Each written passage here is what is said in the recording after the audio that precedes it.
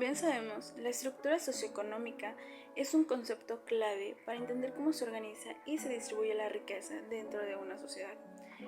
Esta estructura es el resultado de las relaciones sociales y económicas que se establecen entre los individuos que están conformados en esa sociedad.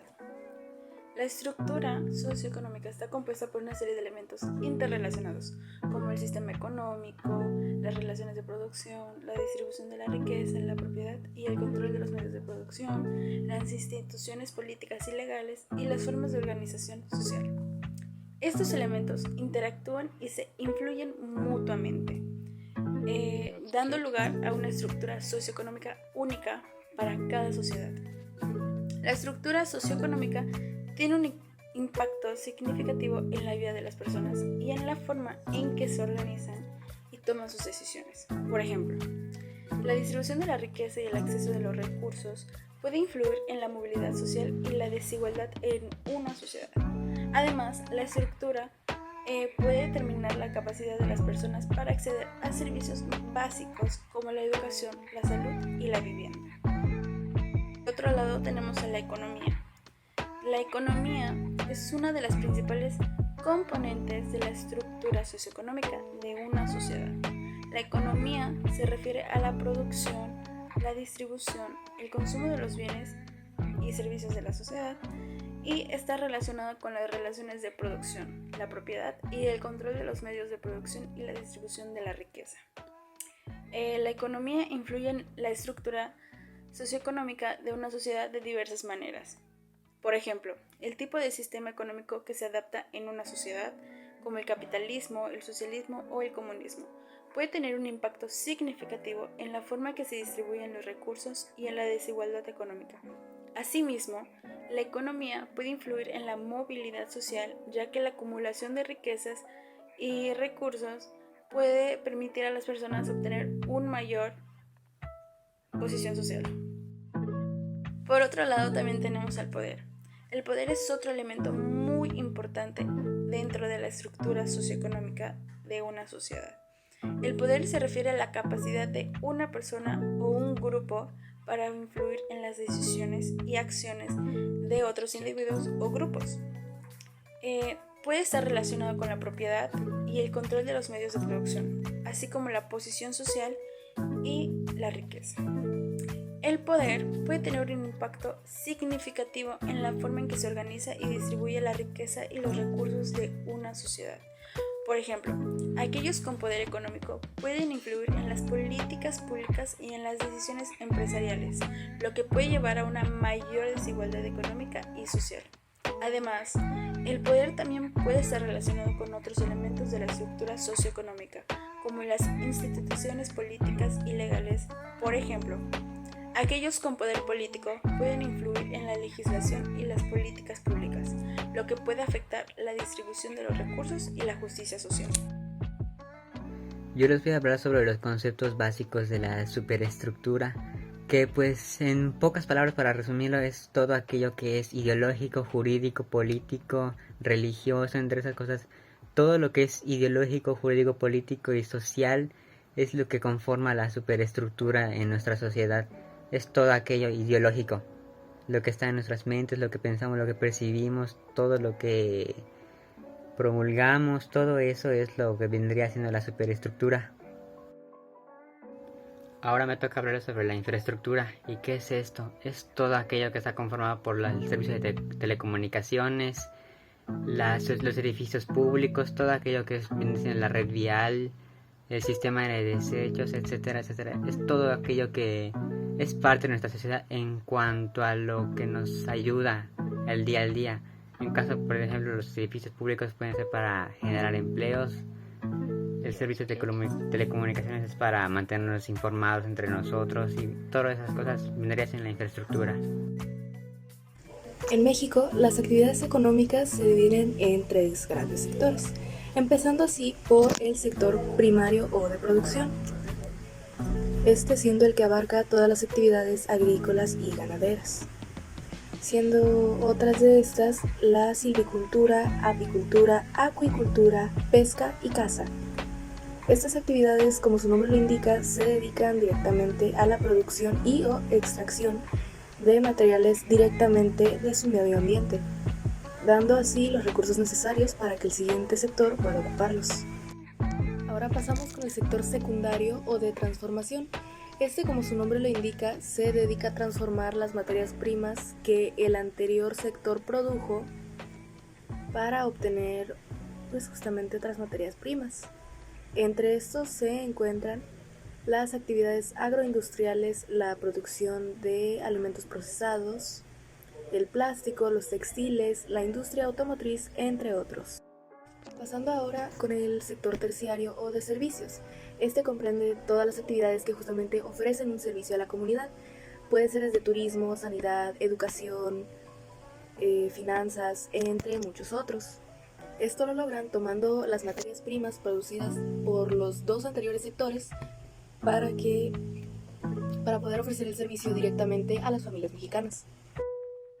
Yo les voy a hablar sobre la materia prima.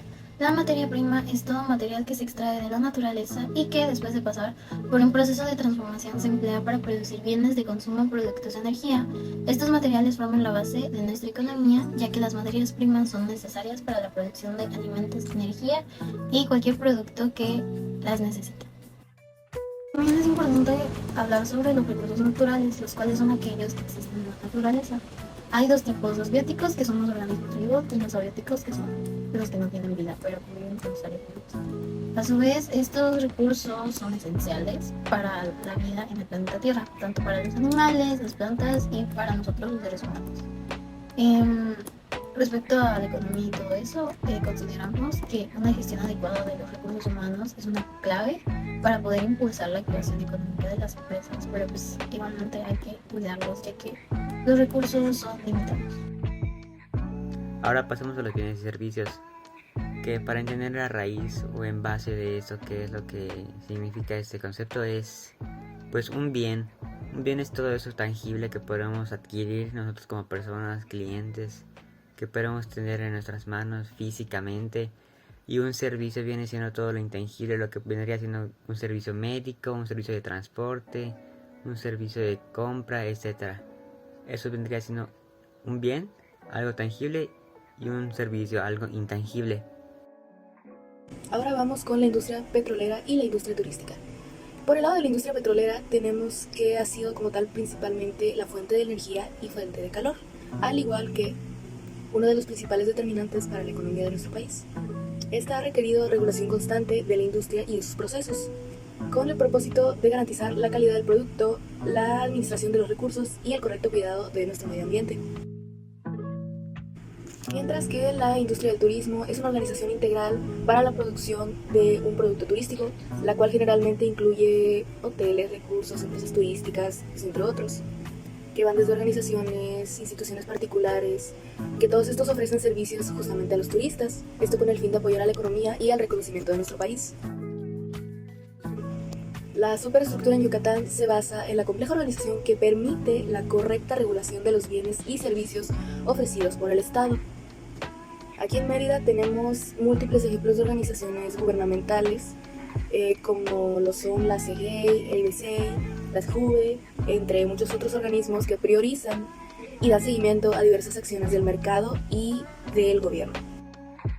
Voy a explicar la relación de la infraestructura que tenemos aquí en Mérida, Yucatán, nuestro estado.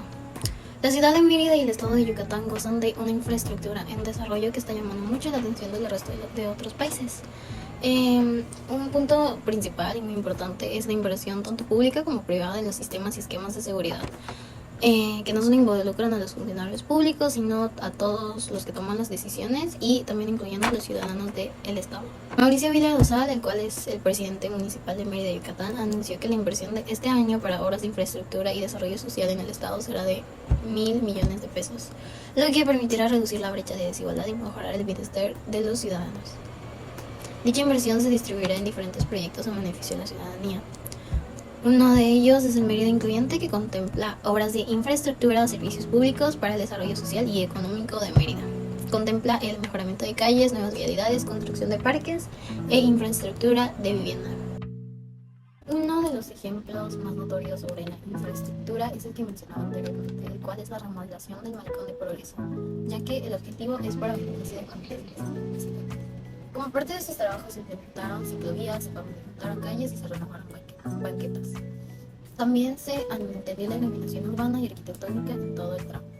Se colocaron mobiliarios como bancas, botes de basura, señalización, igualaron las orientaciones de seguridad, entre otros. El puerto de Progreso invita al turismo a conocer su nueva infraestructura destinada para promover la cultura, la activación física y el desplazamiento de las familias de esta localidad mediante un recorrido histórico-cultural, las ciclovías y el mobiliario urbano propuesto. Ahora les hablaremos de otro ejemplo, pero esta vez desde la perspectiva de la superestructura. Existen dos tipos de superestructura, son las gubernamentales y las no gubernamentales.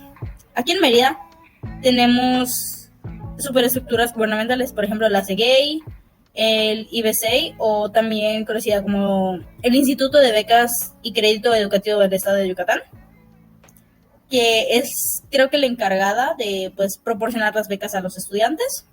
Un ejemplo de becas sería las becas de Benito Juárez, que actualmente estamos recibiendo los alumnos de esta institución. También está el CEJUVE o el Instituto Mexicano de la Juventud. También tenemos el Instituto Estatal de Acceso a la Información Pública, entre muchos otros más. En este apartado hablaremos de las propuestas para contribuir a la estabilidad económica del estado de Yucatán. Como todos sabemos, llegó una pandemia. Esto ocasionó que la economía se estancara en todo el mundo. En Yucatán generó que 80,000 yucatecos se quedaran sin empleo. Hubieron sectores afectados que fueron la parte de los comercios, la parte turística, los transportes y la construcción. Una encuesta hecha por Coparmex se les preguntó a las empresas si habían despedido a algunos empleados. El 38% respondió que sí, el 44% que no, y el 9% respondió que no tenía problema con ello. Tras la llegada de la pandemia, se generaron pequeños negocios desde casa, principalmente fueron de comida, y fue una opción para generar ingresos, para poder salir adelante para las familias yucatecas. Esto es una gran opción, ya que tras muchas personas que se quedaron sin empleo pueden generar su propia empresa, empezar desde cero y tener algo para solventar sus gastos y algo que ayudaría a que la estabilidad económica de Yucatán siga en circulación. También está la parte turística, que como es bien sabido, Yucatán es el principal sitio turístico para extranjeros, es considerado un paraíso moderno, por así decirlo, y llega mucha gente fuera del país. Como antes mencionamos, se dieron reurbanizaciones a muchas cosas, por ejemplo, se abrió el Museo del Meteorito, estuvo también la parte de la remodelación del Malecón de Progreso, que eso también influye mucho en la parte turística. Entonces, poco a poco el turismo ha ido dando crecimiento a Yucatán y eso hace que los inversionistas quieran invertir en nuevos desarrollos, lo cual ayudaría a la economía del país, además de que hay reurbanización en ciertas áreas y eso es algo bueno. Para concluir este trabajo, podemos decir que aprendimos muchas cosas. Podemos decir que vimos diferencias entre la infraestructura y la superestructura, que aunque tal vez conozcamos la definición, conozcamos los ejemplos, pero no sabemos cómo aplicarlo en la vida cotidiana. También vimos diferentes definiciones, por ejemplo el concepto de economía, que mucha gente lo confunde con la ciencia económica, que no es lo mismo. También aprendimos sobre la economía de Yucatán, lo cual es importante conocer, ya que es importante tener en cuenta los ingresos del país y saber cómo podemos ayudarlo. Y si hay la posibilidad de hacer un pequeño cambio para mejorar la calidad de vida de todos los yucatecos, poder hacerlo. También somos conscientes de que en Yucatán se han generado distintos desarrollos. Por ejemplo, la ciclovía, que es un espacio o un carril donde pueden estar las bicicletas. En progreso la renovación del malecón, como antes mencionamos.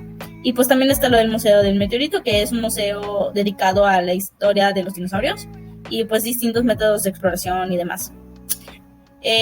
También hablamos de la importancia de la industria petrolera en Yucatán y conozcamos también distintas diferencias entre varios términos y cosas de nuestra vida cotidiana que tal vez no sabíamos. Y nada, muchas gracias por quedarse hasta el final del trabajo y se los agradecemos mucho. Hasta luego.